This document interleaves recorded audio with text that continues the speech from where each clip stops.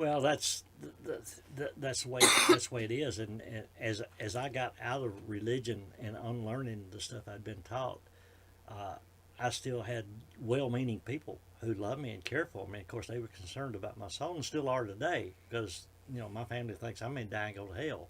You know, Yeah, I have I, several of those. I can't do anything bad. I just tell them, you know what? Don't y'all spend your time fretting about me. I'm okay. Take care of yourself, and you'll be all right. Um, but yeah, uh, people don't understand because they feel so deeply that they are right again, and they're doing it in a good way because they want you to have what they got.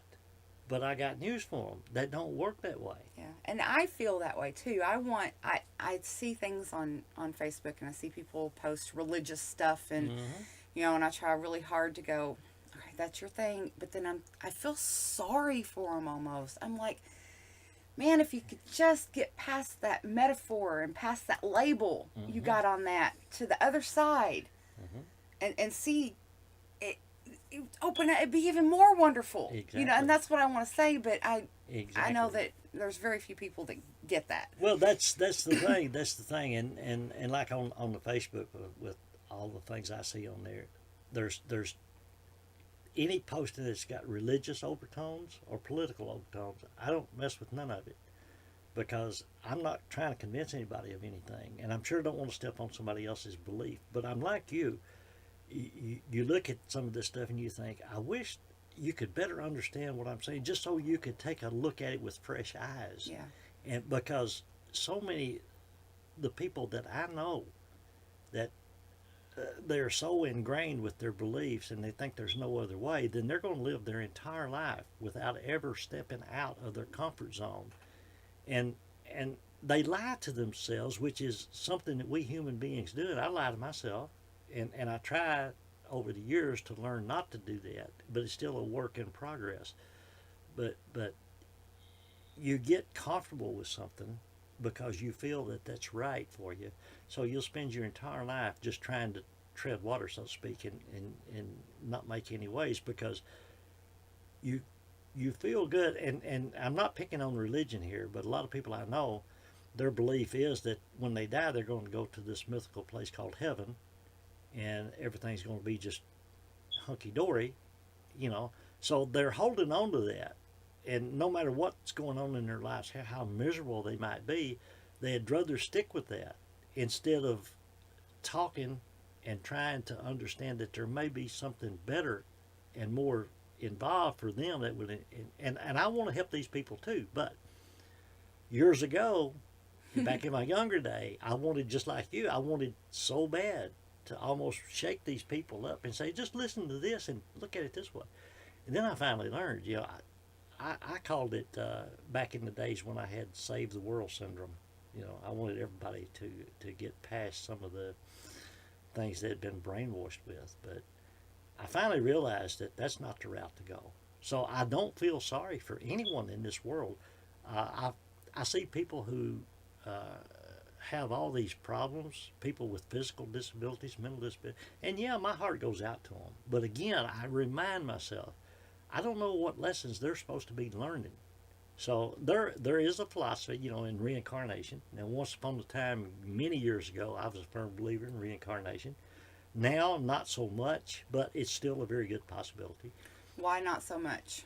Well, Because simply, you've said this before, that I am where you were at that point you're talking and I about. understand that, yes. And It makes a lot of sense thinking about it now, don't it? That you yeah, reincarnate over and over and you learn your lessons until you finally reach the state where you want to be. right.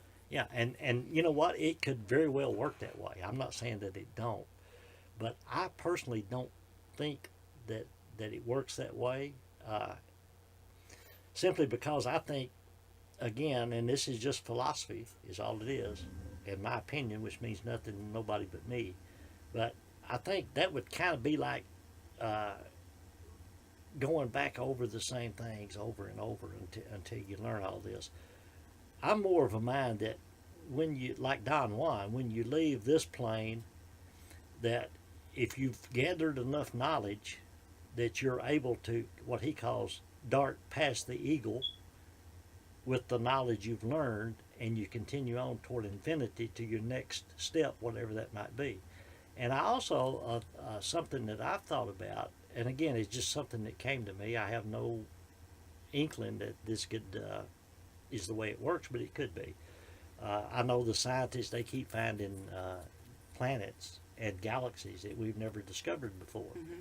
And I'm thinking, you know what? It could be that if as a human being, if you're here and you learn lessons, then maybe after you leave this plane, maybe you're going on to a new world somewhere else, not reincarnate back on this planet as Right. another human being. You may incarnate on one of these new worlds that is just formed, and you may be incarnate as whatever, as a force to kind of help that world. But anyway, what I'm saying is, I think it's a progression, and to me, Just not reincarnation is kind of going back to Yeah. the same thing where you're Not progressing. necessarily on this earth. And I think that too. I mean, and then there's all the different layers of the Exactly. different dimensions of this Exactly. earth and everything, to where you could, because lots of people think that our dimensions have started to crisscross Well, since sure. they, especially since they like powered up CERN.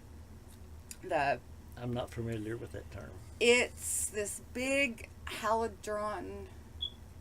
I'll have to look it up exactly. It's a atom splitter thingy, Mhm. and it goes in the speed of light, and it's supposedly messing with our dimensions and opening wormholes, and it's causing the Mandela effect, Right. supposedly. Yeah. You know what? I'm kind of familiar with some of that. Looking back on my life now, I wished I'd gotten more into the physics, and how things work, but I didn't, and now I'm too old, too tired to start, too lazy. But yeah, but you go back to the Yaqui Indians, Don Juan, and in one of his last, I think it was Castanel's last book, was called the Wheel of Time, and in that book, Don Juan talks about all the different openings that take you into different dimensions of living, and the Yaqui Indians, the shamans, they say that after you leave this life, you jump off into the abyss, and you'll wind up in one of this wheel of time. It's like a tunnel with all these little here and there, kind of like a black hole or whatever. And you go into one, and then you have that experience, and then it's a progression. Because I don't think that there's any way that you're ever going to be destroyed, because we're made of energy, Right. and that can't be destroyed. Now, whether or not we carry with us in the next life, I've read all these stories and heard people who have been declared dead or near-death experiences. They come back, and they're real similar, where they see the light and they see grandma and grandpa or loved ones, and that very well could be possible. I don't really think so. I think that at the point of death or near dying or whatever, I don't know what the brain does exactly, but it's probably just like having a dream. Speaking of dreams, that's another great topic, because I think when we're dreaming at night, Mhm. we're actually having a more real experience than we are right here as a human being. But yeah, going back to the reincarnation, it's very possible, and I do think that we live on. Whether we will carry the memories of everything we did in this life, I hope so, but I don't know. I kind of tend to think probably not. It doesn't mean that we won't know other people. That's just like, I remember when you came into my life as a little girl. Gosh, that was years ago, but I knew then from the first time I saw you that we knew each other. Ask me how, I don't know, but there was this connection, and I feel connected to all life, even this cute little dog sitting in my lap. We're all one. Everybody is one. So I think we will know each other. My little book, right there at the end, Lucky wakes up.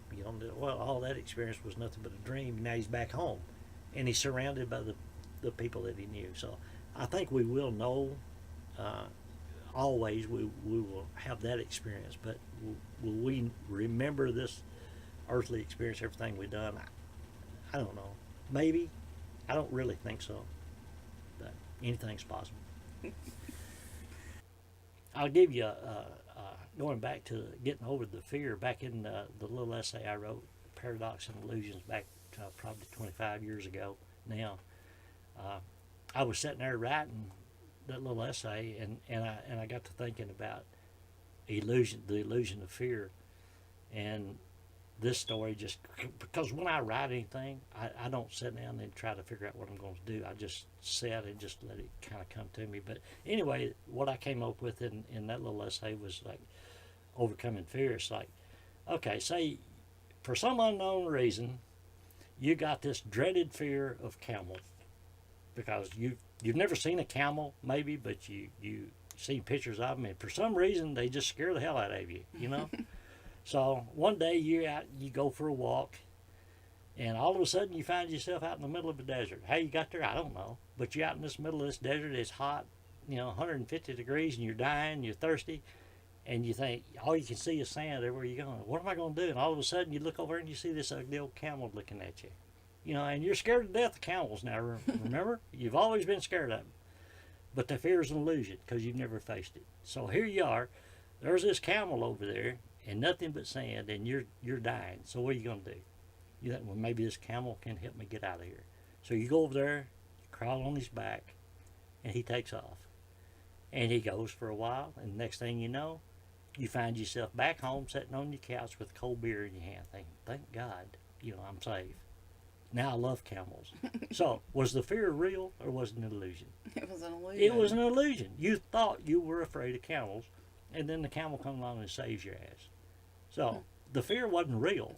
It's what I've come to term in this life. It's illusions, but it's real illusions because you believe it so much. Any fear that you've got, it's embedded within your DNA, so to speak. You're afraid, and you may have a reason to be afraid, or you may not, but it's there. And the only way to overcome that is to face it. And if you live long enough, life will eventually give you the opportunity to face that fear. And if you keep not facing it to overcome it, then it will keep coming back to you in different scenarios, in different ways. I think that's the way this life works. It gives you all these opportunities, but until you jump on it and look at it and get over it, then it's going to keep coming back.